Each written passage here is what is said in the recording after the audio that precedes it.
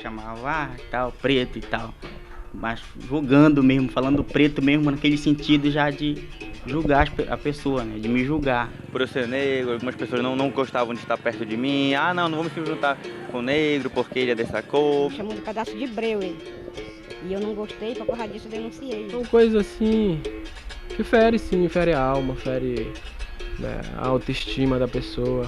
Ela fere. A cor realmente não vai te tirar o teu brilho, não vai tirar a tua capacidade. E tem muita gente que discrimina. Mas eu acho isso errado. Porque os direitos são iguais. Infelizmente, a gente pode até achar que seja já até natural, de certa forma. Na verdade, a gente não se conforma, mas acaba relevando. Então isso aí a gente vê todo dia, um desafio muito grande, mas a gente ainda não baixou a cabeça para isso. Cada dia que passa, nós só estamos crescendo com esse tipo de desafio e botando alguém que gosta de discriminar para respeitar.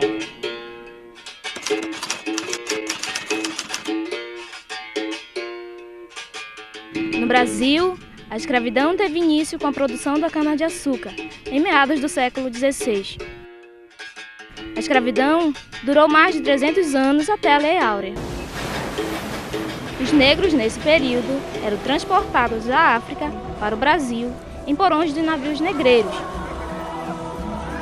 Amontoados em condições desumanas, muitos morriam antes da chegada no Brasil.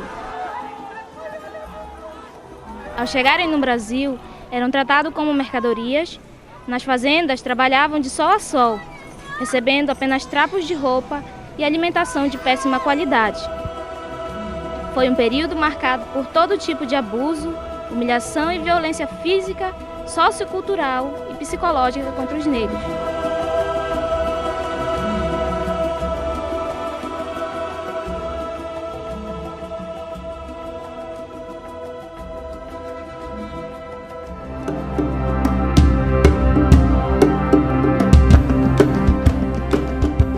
Por outro lado, havia resistência do negro, por não aceitar a religião e a cultura imposta.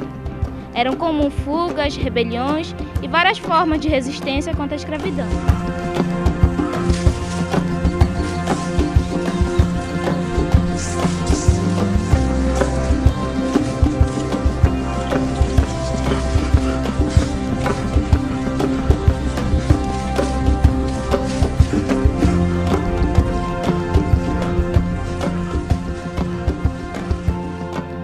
O Brasil teve um abolicionismo incompleto, que não permitiu incluir o negro na ordem social capitalista. Ou seja, a escravidão foi abolida, mas os moldes de servidão permaneceram.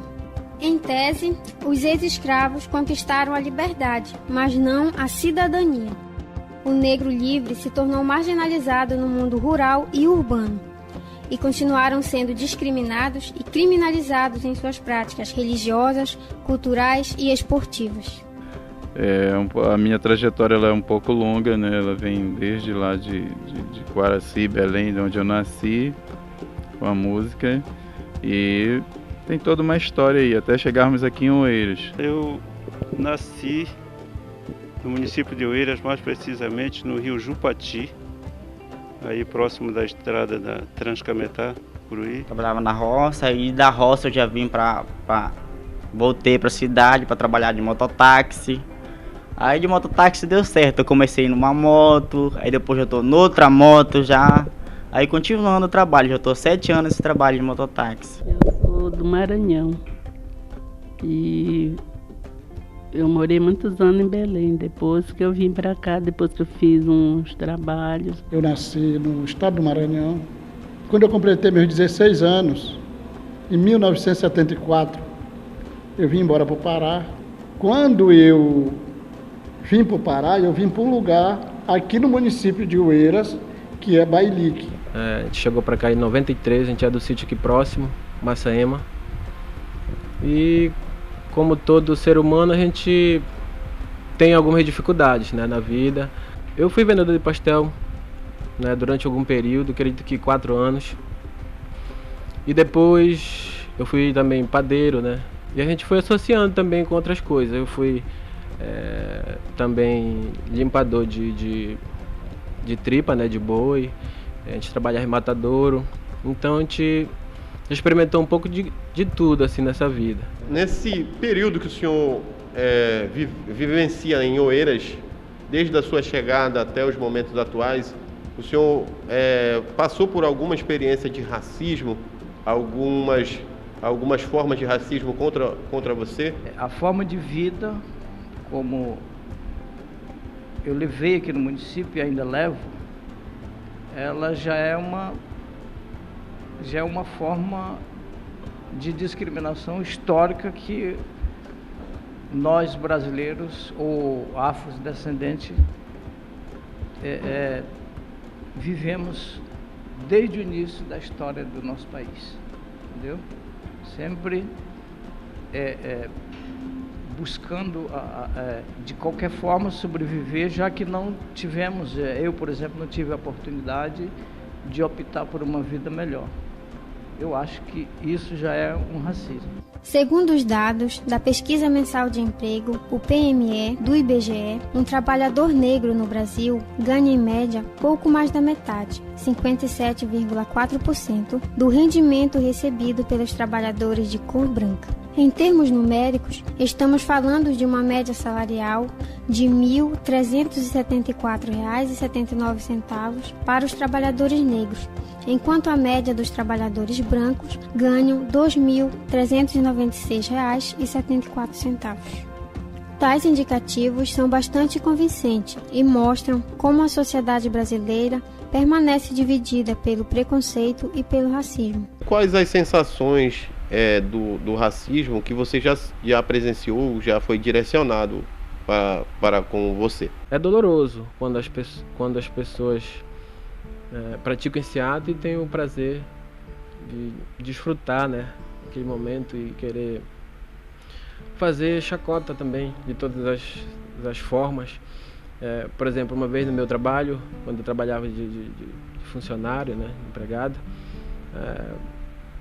meu patrão, ele chegou uma pessoa lá, ele, não sei, para querer também aparecer, ele tipo jogou talco em mim e disse assim que destacava muito em mim. Aí depois ele pediu, ele sentiu-se assim também triste, né, porque ele viu que a menina que estava lá também não gostou, que repreendeu ele, tipo, não fazer mais isso.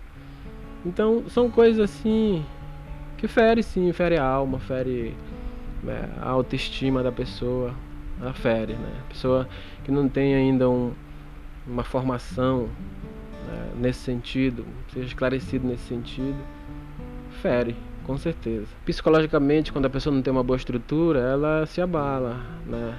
Quando o preconceito é diretamente assim, de humilhação, né? Tem aquelas situações, aquelas expressões, negão, neguinho, mas é razoável diante de um preconceito que leva à humilhação.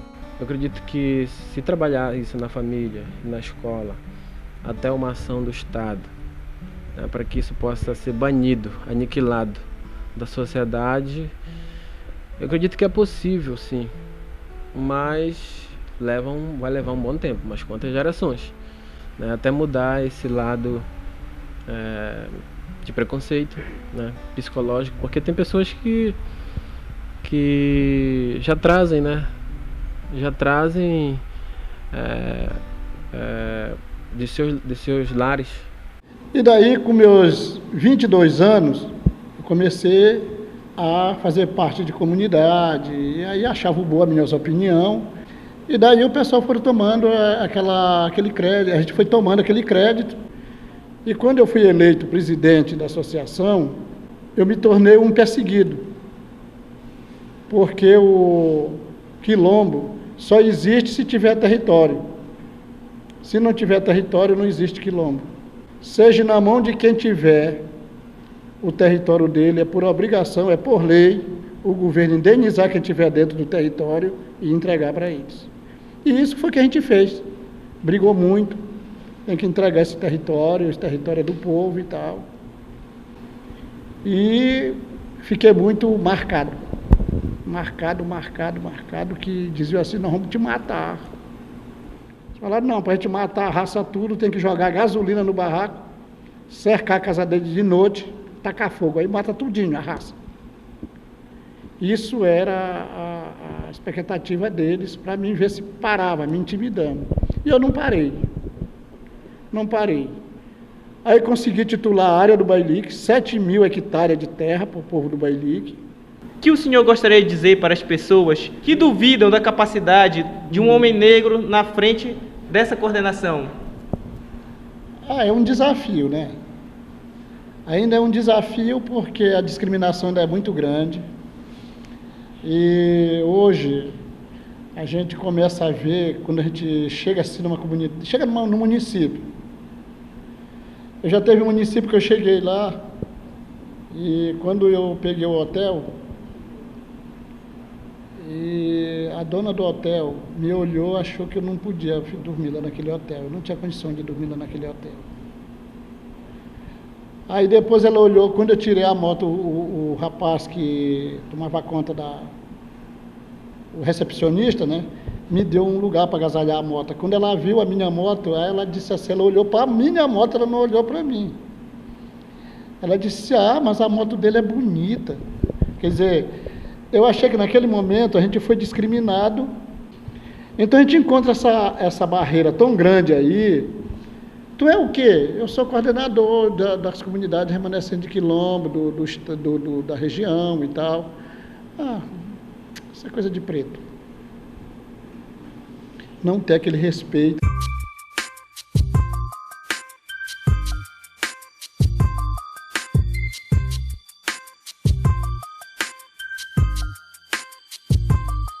Nego drama, entre o sucesso e a lama. Dinheiro, problemas, invejas, luxo, fama, nego drama. Cabelo crespo e a pele escura, a ferida, a chaga, a procura da cura. Nego drama, tenta ver e não vê nada, a não ser uma estrela. Longe. Podemos conceber a segregação enquanto uma fronteira socioespacial que impõe desvantagens a grupos discriminados. Ela refere-se à periferização ou marginalização de determinadas pessoas ou grupos sociais por fatores econômicos, culturais, históricos e raciais de uma cidade. Estamos aqui na Rua da Favela, uma rua que fica localizada dentro de um bairro periférico no município de Oeiras do Pará. O bairro da Favela ele se configura com casas de palafitas, de madeiras, numa condição que não tem iluminação pública. E sua estrutura quanto bairro é precária. A gente precisa mais de apoio aqui para dentro da comunidade. Coleta de lixo, iluminação, limpar a área que sempre vive assim, sujo. E segurança, eu acho. A gente precisa bastante, não tem. A senhora já enfrentou algum tipo de problema morando aqui na favela, como racismo? Já enfrentei, já. E até um filho de uma vizinha minha que teve um tempo dele, já está fazendo tempo já. Ele me chamou de pedaço de breu ele. E eu não gostei, por causa disso eu denunciei ele. Foi. Eu já sofri. Porque a minha família é tudo assim, tudo moreno. Tudo pardo, né? Que o homem falou que não tem nenhum branco.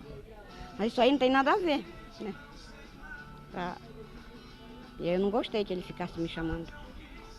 A senhora recebe algum tipo de auxílio do Estado pela condição do seu filho? É só do meu bebezinho. Mas isso aí só dá para ele. Porque tem que comprar remédio todos os meses para ele. A senhora tem outra renda? Não tenho. Até meu Bolsa Família tiraram. Faz 7 anos que eles tiraram. Aí eu enfrento também uma barreira com esse negócio aí. Porque pessoas deficientes... A gente gasta muito com negócio de remédio. Olha, eu gasto uma faixa de quase R$300 de remédio para ele por mês. Aí as coisas, como é que tá agora, né? Tudo caro. Olha, o homem falou, eu tenho um problema aqui também de... A gente não passa bem, o homem falou. Aí a minha mãe também que recebe o dela, mas o dela também, o dela que é mesmo, que é só praticamente para remédio. Remédio, vitamina. Porque ela está com 101 anos, ela. Eu tenho uma luta aqui, mano, que eu lido com 2 crianças. Aqui nessa casa eu já sofri até acidente ó, com ele aqui descendo para dar banho nele.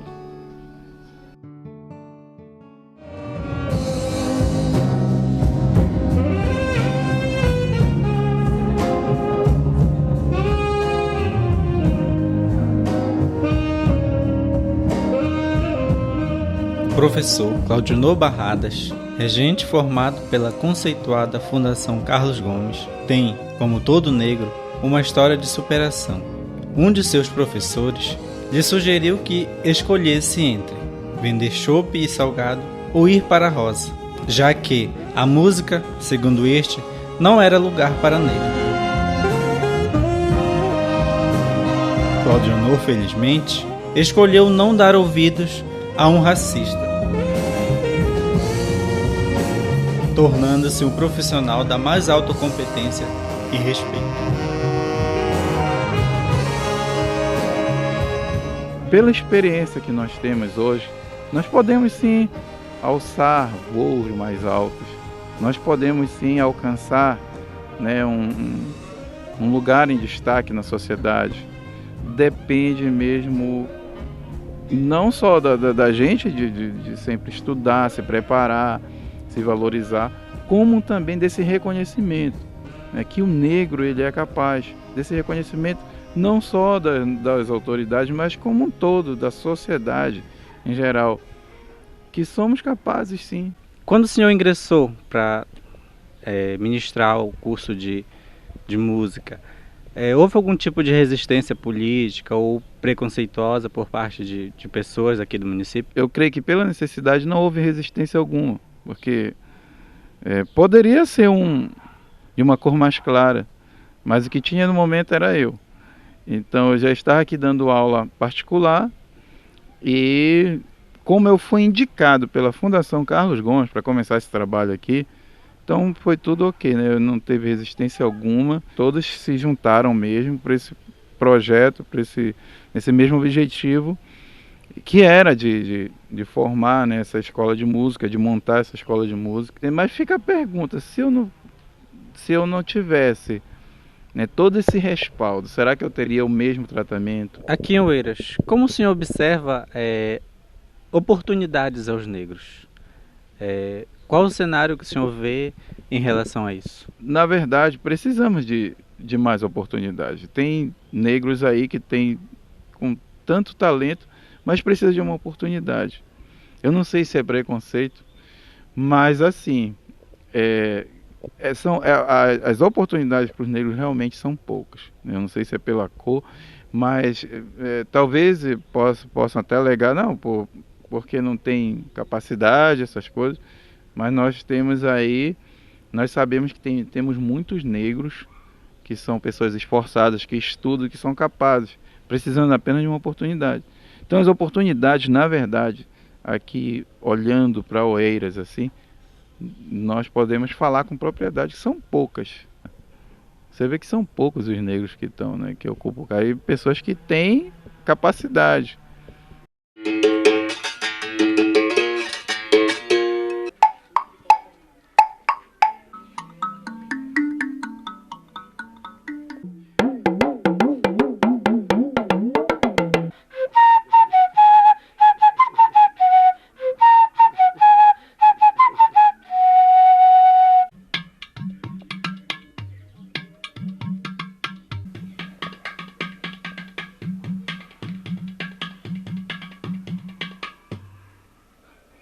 Nossa, que lindo.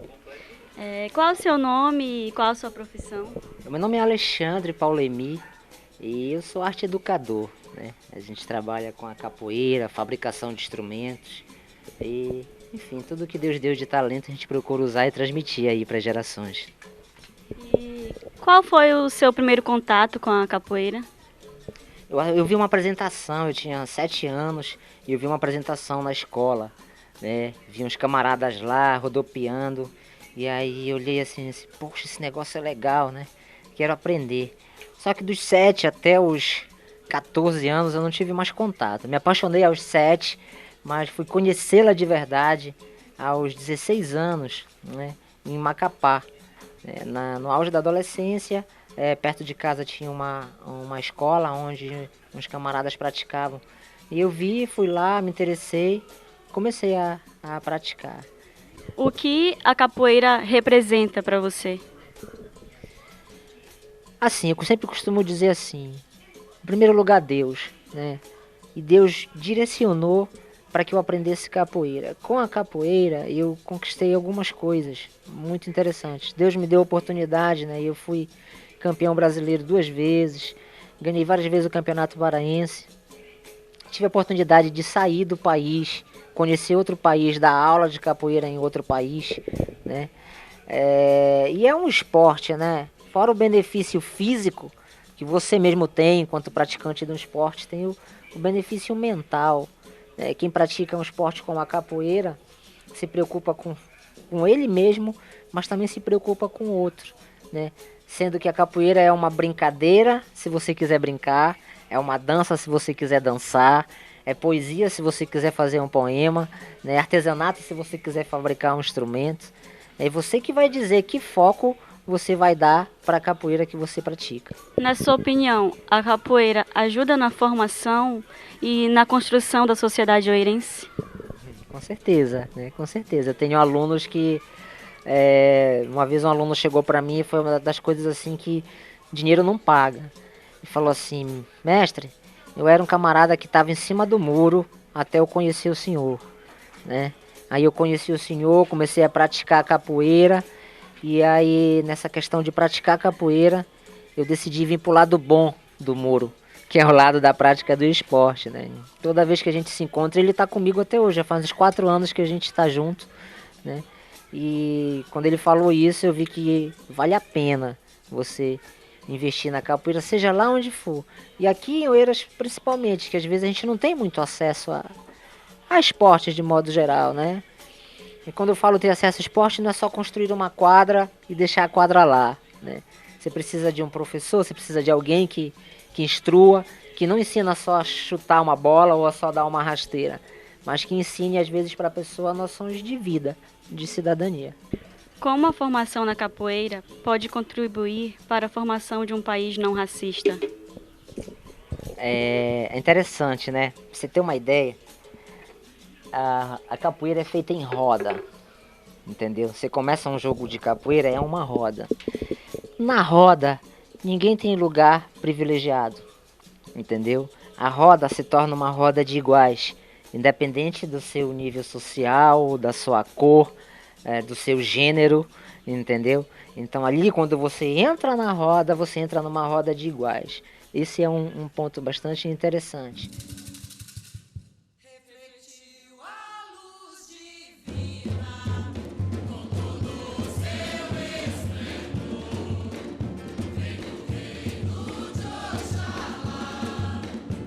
A Umbanda é uma religião brasileira formada através de elementos de outras religiões, como o catolicismo, o espiritismo, juntando ainda elementos da cultura africana e indígena. Segundo a pesquisadora Raquel Bach, as religiões afro-brasileiras, em especial o candomblé e a Umbanda, figuram como um dos aspectos culturais que têm sido mobilizados para a construção de uma identidade afro-brasileira singular. Mandilma, a senhora poderia contar um pouco da sua trajetória de vida até chegar aqui em Oeiras do Pará? Se a senhora é daqui de Oeiras mesmo, onde a senhora nasceu. Fala um pouquinho da sua vida pra gente. Sou do Maranhão. E eu morei muitos anos em Belém, depois que eu vim para cá, depois que eu fiz uns trabalhos. A senhora está aproximadamente há quantos anos aqui na cidade? 23 anos. Como foi para a senhora conhecer a Umbanda, dona Dilma? Veio de lá do Maranhão com a senhora ou como foi isso? É de família. Vem do meu pai, da parte do meu pai, da minha mãe, porque meu pai também era dono de terreiro. Como é que acontecem as atividades aqui do seu terreiro? O que é que vocês fazem aqui dentro? O que nós fazemos é desenvolver os filhos de santo, que aqueles que têm dom, aí venho, aí tem de 15 dias tem toque. Aí é só para os encantados virem. E quando tem para dar consulta. Quando não tem, eles ficam aí aqui mesmo. E quem são as pessoas que podem vir visitar seu espaço, dona Dilma? Qualquer um pode vir. Aqui você recebe todo mundo. Bastou querer vir assistir. Não tem nada de dizer que eu não venho. Quem quiser vir, pode vir. A senhora percebe que as pessoas lhe olham de forma diferente por fazer parte da Umbanda?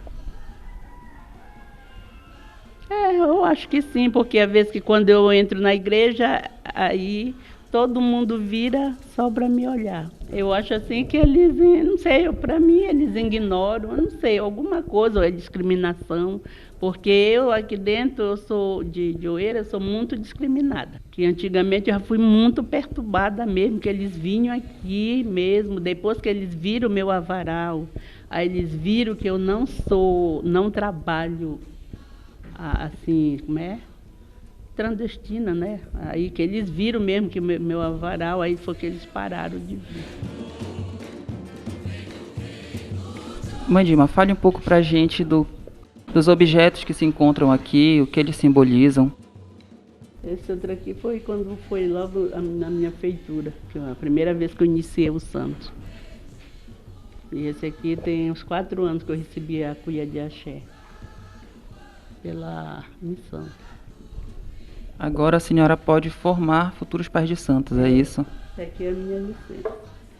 Quando a senhora vai fazer a consulta individual da pessoa, que ela quer saber como é que tá a sua vida espiritual. Problema de saúde, aí eu jogo a carta. E se for para mim, eu falo. Se não for para médico, eu falo também para ele, para o médico. Estamos chegando aqui no sistema de abastecimento de água Poço de Jacó, que abastece os bairros Marapira e Liberdade. Iremos entrevistar o senhor Silvestre Sá, que irá contar um pouco da sua história de vida aqui no município de Oeiras do Pará.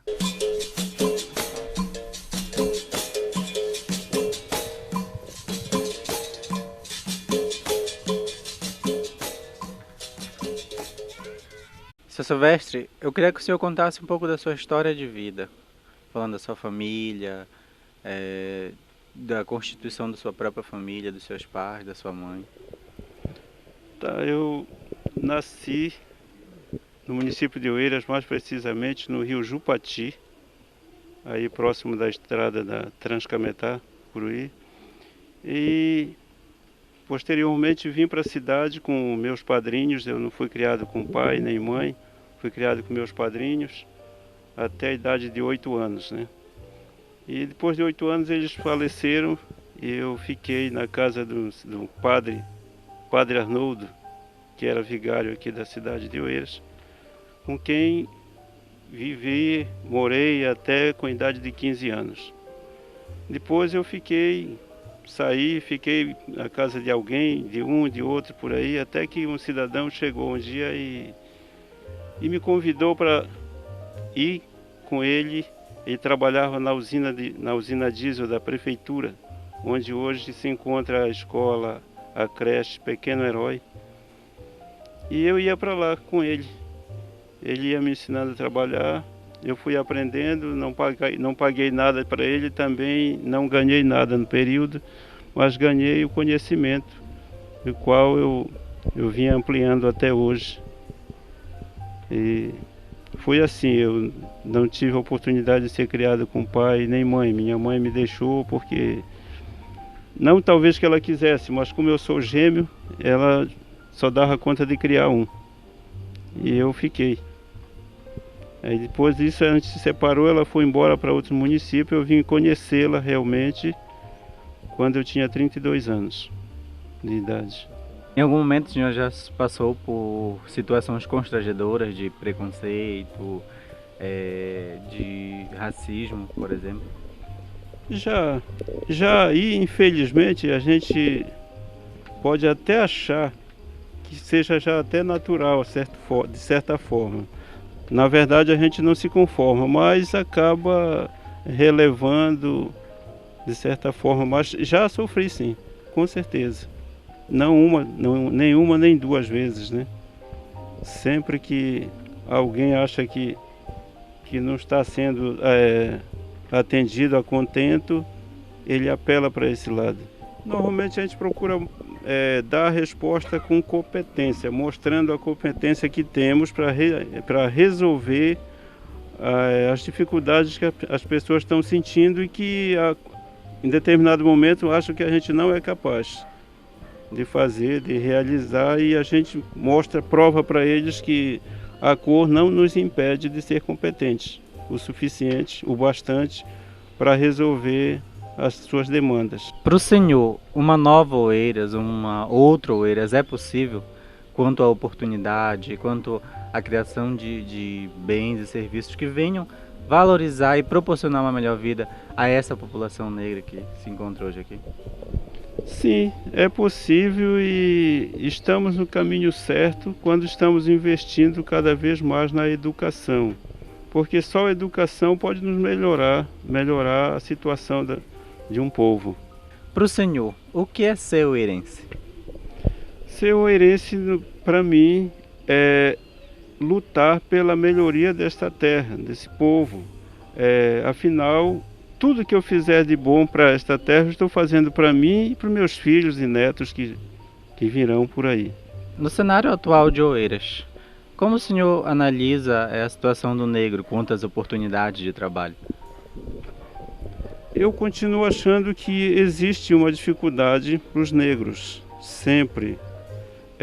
Porque nós temos, a nível de Brasil, a nível de país, nós temos uma dificuldade que o Brasil não admite que é racista. E esse é o maior problema, porque quando ele não admite que é racista, ele está praticando o racismo, mas não admite, acha que não. E isso nos traz dificuldade de forma silenciosa, mas que a gente sente no dia a dia. As dificuldades para ingressar em determinados espaços, num degrau mais elevado, entendeu? A gente tem que sempre se esforçar bastante para poder chegar lá. A partir da sua experiência de vida, o senhor acha que existe um limite para o negro? Alguma coisa que ele não possa fazer? Não. O negro é um ser humano como qualquer um outro, então ele não tem limites. Ele pode ter falta de oportunidades, né? Ele pode não ter oportunidades suficientes para progredir, mas que limite ele não tem. Estamos na Avenida 15 de Novembro, onde vamos entrevistar algumas pessoas para saber sobre os aspectos inerentes à formação identitária da população oeirense. Você, enquanto cidadão, já se sentiu discriminado? Já sim, bastante. Já me senti discriminado na escola, fora da escola, pela minha raça, por eu ser negro. Algumas pessoas não gostavam de estar perto de mim. Não vamos se juntar com o negro porque ele é dessa cor. Me senti muito discriminado, sim. E o que você espera do poder público enquanto a essa questão da discriminação racial? Sim, eu espero, por exemplo, vamos supor, capacitação para os educadores, capacitação, palestras, palestras em salas de aula, palestras nas escolas, em locais públicos, que possa atingir toda a população, não só, por exemplo, a escola, mas, por exemplo, numa comunidade que vai atingir os moradores daquele bairro, daquela localidade ali. Se você pudesse mudar alguma coisa no seu município, o que você mudaria? O trabalho que não tem, as coisas é tão difícil aqui em Oeiras que não tem também, né? Que é o trabalho, a gente corre para cá, corre para ali, a gente consegue, tem vez da boia, a gente arranja, tem vez, mas com muita luta a gente consegue, né? Aí no dia a dia a gente vai se passando a vida, né? Vai se levando a vida até ali de novo, arranja o trabalho, torna a conseguir de novo, assim vai levando a vida. De dia a dia, né? Qual o seu nome? Antônio. Qual a sua profissão? Minha profissão é pescador. E se você pudesse mudar alguma coisa no seu município, na sua cidade, o que você mudaria? Olha, se eu tivesse condição, assim, se eu vim primeiro de Deus, depois do prefeito, pudesse mudar muitas coisas na cidade que está faltando, né? Muitas coisas, pelo menos aqui é hospital, muitas coisas, negócio de escola, né? Muitas coisas tá fora do andamento que te fala, né? Muita coisa para mudar, porque a gente precisa de emprego, não tem, né? A gente corre atrás e eu batalho, eu sou mãe de 4 filhos, eu crio sozinha. Eu não tenho marido, sou eu, luto. Então, a verdade é essa, a gente tem que lutar, conseguir as coisas que a gente precisa e a gente procura um emprego, não tem. A gente luta um dia de melhorar mais a situação da gente. As elites tentaram apagar o passado escravista do Brasil, em uma das formas, institucionalizando a discriminação racial e mascarando a história de fato. Mas a realidade mostra as marcas de uma escravidão e da discriminação contra o negro. Afinal, o simples cotidiano da sociedade mostra que o racismo opera diariamente por meio de piadas e ditados populares, pois a língua portuguesa tem uma variedade de expressões correntes, recheadas de racismo contra os negros. Então, isso aí é um desafio que a gente enfrenta todo dia, mas a gente não para. O certo é isso. A gente não para, a gente conversa com as pessoas, explica para ele, a criança, o adolescente, e dizer para ele, às vezes quando eu olho um neguinho assim, indo para a cadeia, e que aí eu fico assim me perguntando, por que ele vai para a cadeia? O negro vai para a cadeia. E às vezes tem um branquinho junto com ele, não vai para a cadeia porque o pai dele aqui depende de uma condição aquisitiva e que o neguinho não tem. E ali, mesmo que ele tivesse dinheiro, ele ia para a cadeia sempre. Então isso aí a gente vê todo dia, é um desafio muito grande, mas a gente ainda não baixou a cabeça para isso. Cada dia que passa, nós só estamos crescendo com esse tipo de desafio e botando alguém que gosta de discriminar para respeitar. Está discriminando eu, meu chefe? Que é isso? O negócio é esse. O cara logo se manca logo, sai de perto da gente e pronto, sabe? Então é isso que a gente faz. É um desafio grande, mas a gente ainda não encontrou dificuldade assim tão grande para parar, né? Quais os desafios de ser professor hoje e quais os desafios de ser um professor negro? O fato de ser professor negro não quer dizer que a gente não é mais e nem é menos do que ninguém, né? Isso é normal, todos nós, principalmente os próprios adolescentes, hoje eles vêm trazendo essa cultura que o negro ele não é capaz de exercer uma função, ele não é capaz de ter um cargo, né? Ou seja, ele tem um limite de patamar no mercado de trabalho. Seu Josiel, olhando para aquela câmera, que mensagem o senhor poderia nos deixar para a construção de uma Oeiras sem o racismo? Olha, para uma Oeiras sem racismo é difícil deixar o Oeiras sem racismo. Porque isso aí é uma coisa que isso vem de 500 anos para cá. Então não é fácil você tirar um costume de 500 anos. Mas existe uma questão, se o poder público achar que deve pegar na mão de uma negritude já bem esclarecida, como de um povo bem esclarecido, abrir dentro do município uma secretaria que venha cuidar de negros, né? Cuidar de movimentos negros, criar movimentos negros, para ir expulsando isso aí e trazendo para dentro de uma secretaria, de uma coisa, uma secretaria de defesas raciais, essas coisas. Isso aí pode já contribuir muito, muito mesmo com esse tipo de coisa. É que essas pessoas que vejam a cultura, né, negra com outros olhos, que passam a estudar, que passam ver, né, o que realmente significa o negro, realmente o que significa a cultura, né, e que se tenha respeito. Uma sociedade mais justa, mais honesta, que se respeitem mais uns aos outros. E não julgar as pessoas negras, né? Só porque elas são negras e tal, porque nós somos todos humanos, né? Só muda a cor da pele, mas eu acho que o caráter é o mesmo, depende do caráter da pessoa, né?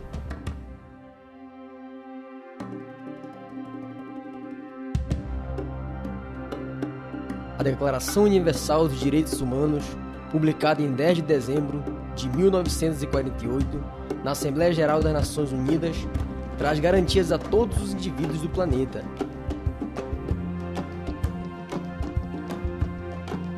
Em seu artigo 1º, lê-se: todas as pessoas nascem livres e iguais em dignidades e direitos, são dotadas de razão e consciência e devem agir em relação uma às outras com espírito de fraternidade.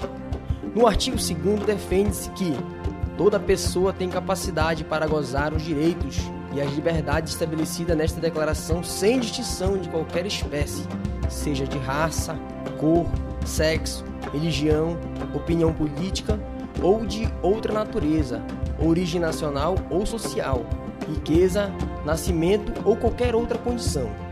Outro artigo que merece destaque é o 4º, onde lê-se: ninguém será mantido em escravidão ou servidão. A escravidão e o tráfico de escravo serão proibidos em todas as suas formas. Mesmo com todos esses direitos garantidos, a discriminação racial se faz presente no cotidiano de muitas sociedades. Estudos mostram que no Brasil, por exemplo, existe uma forma específica de racismo, estando seus elementos associados a questões históricas e culturais, dentre as quais se destacam o mito da democracia racial e a ideologia do branqueamento da população brasileira.